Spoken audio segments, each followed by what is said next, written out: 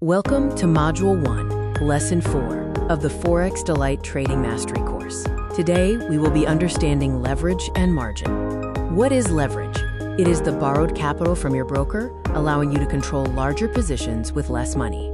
For example, with $1,000 and 100-to-1 leverage, you can control a $100,000 position. Brokers offer different leverage ratios.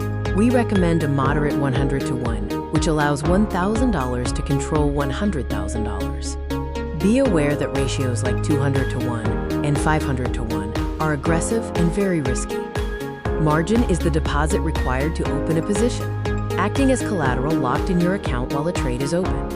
For example, a $10,000 position with 100-to-1 leverage requires $100 in margin. Your account balance is divided into used margin, which is locked in open positions, and free margin, which is available for new trades.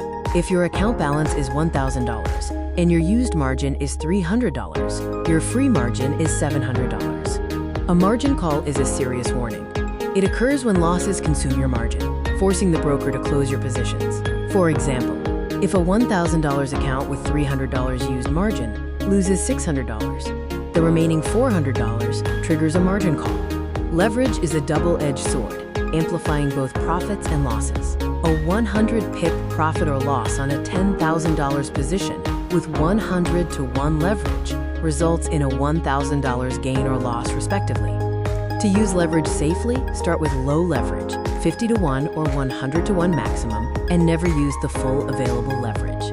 Always use stop losses. Risk only 1 to 2% of your account per trade, and keep your free margin above 50% of your balance. Key takeaways are that leverage controls larger positions, margin is required collateral, and higher leverage means higher risk.